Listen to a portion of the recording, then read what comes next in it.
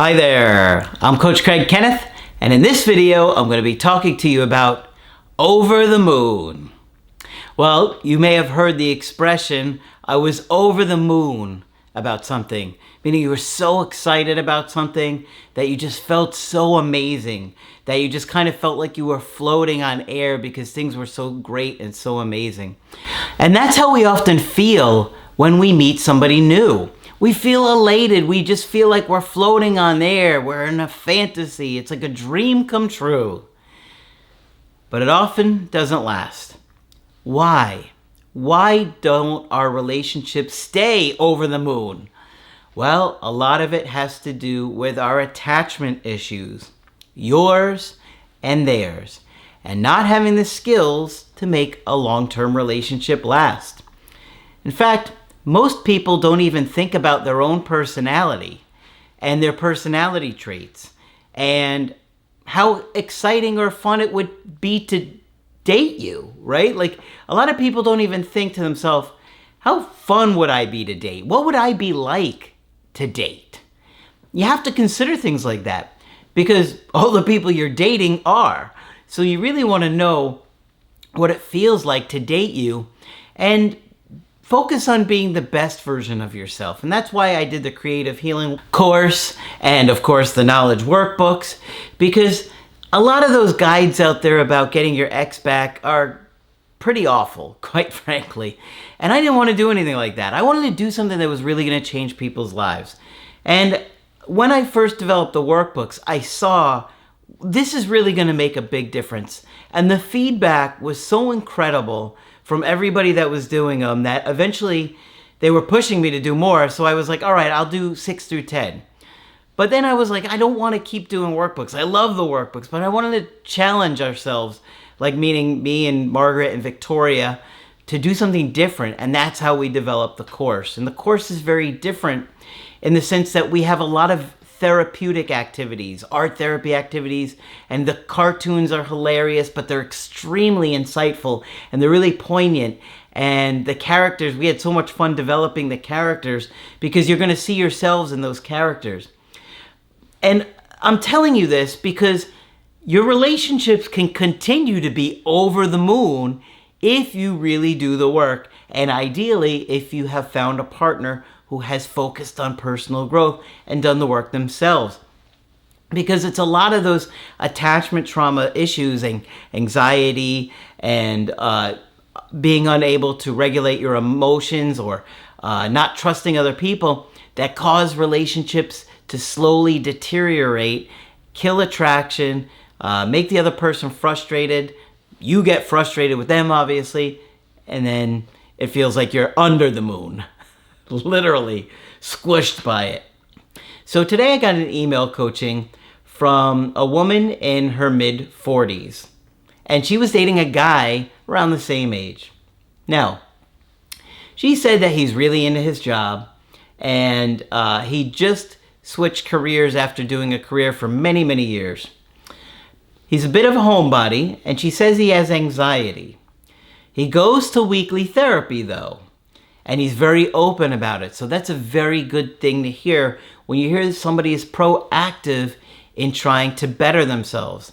That's why we're always telling you, you want to do the work, because if your ex comes back and you haven't done the work, they're going to know it, okay? And you're going to really hurt your chances.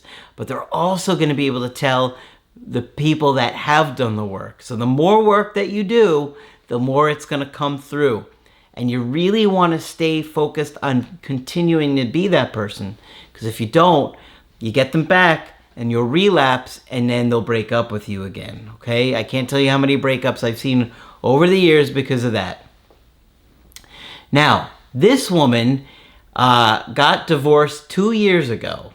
And she works from home. So she's adjusting to that because she switched careers herself. She says the relationship started in June of 2021, a couple of months after she ended her marriage. Now that's a big red flag because it really takes a solid year to get to a good place after a marriage and after a long-term relationship. You really got to do the work. I'm telling you, there's a lot of blind spots that you have. You're not really used to the nuances and the things that you do in your relationship, and you really want to get to a good place so you can start off with somebody new, really fresh and exciting, okay? But a couple months after a divorce, that's not good. You're anxious, you're scared, you're confused, you're overwhelmed, you're angry, you're hurt. That's just the tip of the iceberg, too. She goes on to say, I was married for a decade to a very cold, disconnected man and stayed for way too long. So you're going to be harboring a lot of emotions and feelings because of that. And you're not going to be ready to date somebody new a couple months after a long-term, 10-year marriage, right? Over a decade. So you got to be aware of those things in yourself. She says, when I met Steve, I was over the moon. He was different. He texted me all day.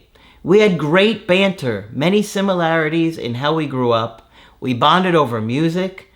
We were in agreement on all major worldview things, politics, religion, social issues. And they even hated Last Jedi together. Now, see, that's something I could really bond over with them.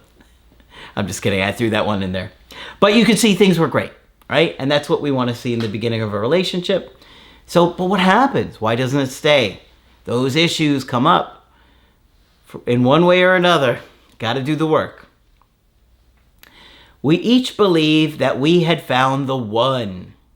All right? That's a little bit jumping the gun there, right? It feels like that in the beginning often. He respected that I was very driven and successful and independent. And I admired how he had radically changed his life in his 30s. Not sure how, maybe it was about the career that she had mentioned. As time wore on, we got lazy. He wasn't affectionate. I took it personally and started questioning whether I was desirable. Okay, so you can already see issues coming out here, right? You never want to get lazy in a relationship. You always want to treat that person like they could leave you. Because when you do, it kind of keeps you invested. It keeps you on the edge. And of course you can get a little bit lazy. But what I mean is you want to always be considerate of the connection. Be aware of it, right? It's like a plant or a pet. If you get a plant, if you don't make sure it gets water and sunlight, it's going to die. You can't just get a plant, stick it in the corner, and expect it to live. It's the same way with a relationship. You have to continually take care of it and nurture it. But they got lazy. He started becoming withdrawn, not as affectionate. She took it personally. And so now, over the moon is starting to feel like under the moon. All right. We both gained some weight and lost confidence. I lost myself in the relationship. Got a little needy, wanting him to spend more time with me. He felt criticized and unable to win. That's a frustrating feeling. I hear guys talk about that feeling of, it's like no matter what I do, it's not enough. No matter how much I try, you want more. And, you know, you got to consider both people's side of it, right? For the person that's wanting more, how much is it really about the partner and your parents not meeting your needs, right? Or how much is it about the partner not being able to recognize what a healthy relationship looks like? And so you got to be able to look at those things. She says, I got frustrated with his dog. He wouldn't come over as much because he didn't want to bring the dog and have me complain about him. All right, so what was going on with the dog? He was shedding. He was pooping on the floor. I mean, what was he doing here? Why were you getting so frustrated with the dog? But, you know, when you have a dog, you can't leave the dog alone for too long. And so it would be hard for him to go over and stay the night, right? We seemed to keep arguing about the same things. His dad died in April. The couple of times he talked about it, he said he wanted to have feelings conversation with his dad, but he couldn't because his dad would only talk to him about basketball. He withdrew. Okay, so his dad died in 2022. April 2022. So he might have been depressed about that still. Sad. Believe me, it's not easy. I just had the anniversary of my friend passing 4 days ago. My dad, like a week and a half ago. And actually, it's that friend who passed away birthday tomorrow. And so it's tough when you miss people that you really care about, people that were really close to you. It's not easy. A lot of times it leads to depression. Okay, I can tell you guys, I struggled a lot with depression when my dad died and my friend died, and his dad died, all in the span of 3 weeks.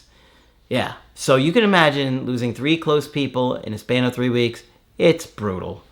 And so it's exhausting, and you don't feel like you have a lot of energy for other people, other things. You're really irritable. Some people feel guilty.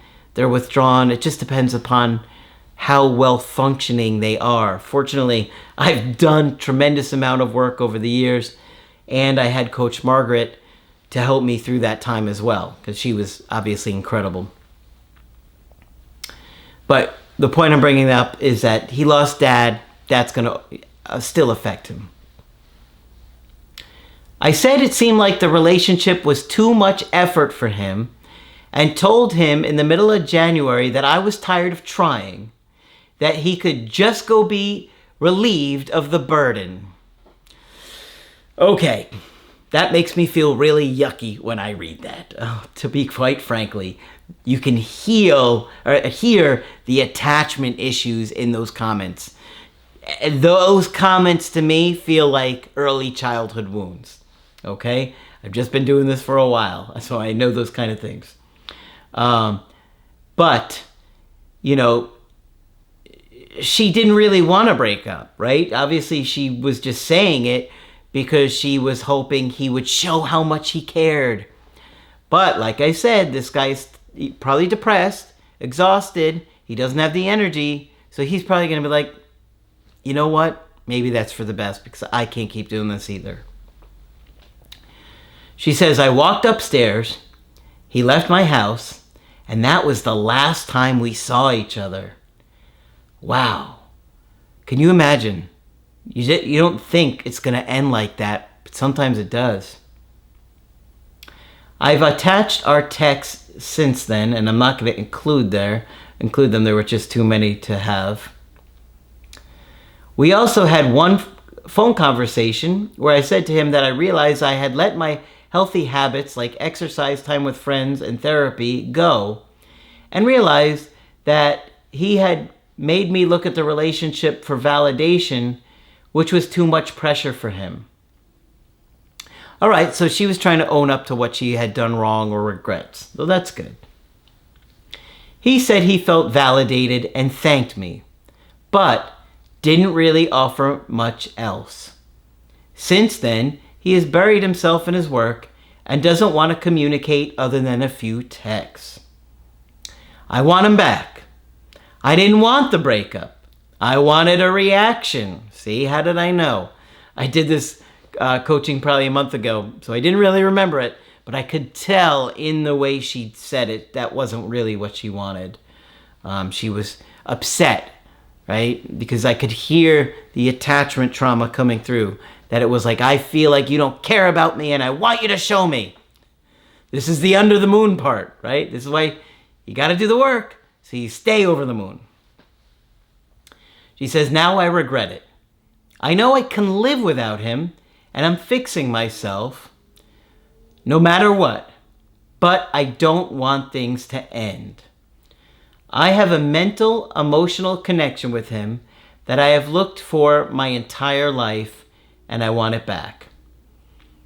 I've learned about attachment styles and communication techniques and feel like a giant light bulb went off to me, and I'm willing to do the work to fix it.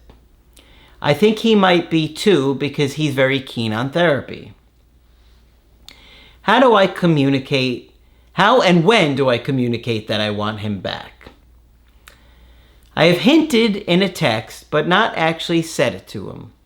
He is avoiding me right now. I'm trying to give him space. He's anxious / avoidant. So I feel like a phone conversation or in person is too much pressure for him. I thought of sending him an email, but when and what do I say? I'm scared to push him away, but scared to wait too long where he is just over it. Okay, well, it seems like right now he doesn't want to talk for whatever reason. And the anniversary of Dad's death will be coming up shortly. So that's going to impact him again. No doubt he'll probably have an anniversary reaction to that. So as much as I can understand you wanting to reach out and talk to him and express how much you want to work this out, he's not showing any signs that he's really interested in trying to fix this right now. And so I think you're more in danger of reaching out and expressing yourself and him just saying, well, thank you for telling me that, but, you know, I don't want to be in a relationship right now, or something like that.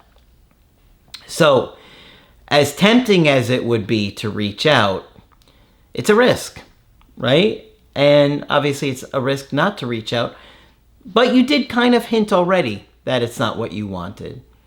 And I think you really got to continue to work on your attachment issues. I know you have done some work, and I know you're getting some light bulbs going off here, but I think you got to get to some more before you really want to hear from him, okay?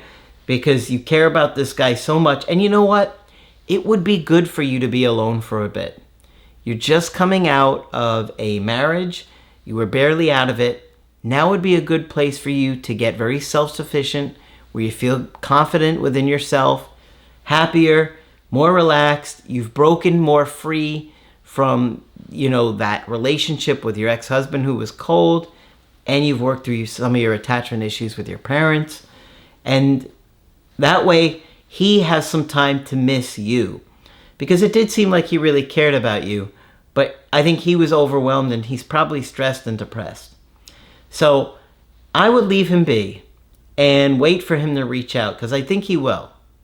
And I think when you do, don't look eager, don't look anxious, but say, hey, you know, it would be nice to see you and catch up. What do you think? Something like that, where it's not too much pressure. And I think he'd be open to doing it, but I think he's going to be scared. And if it happens too close to the anniversary of Dad passing, that could be a tough time.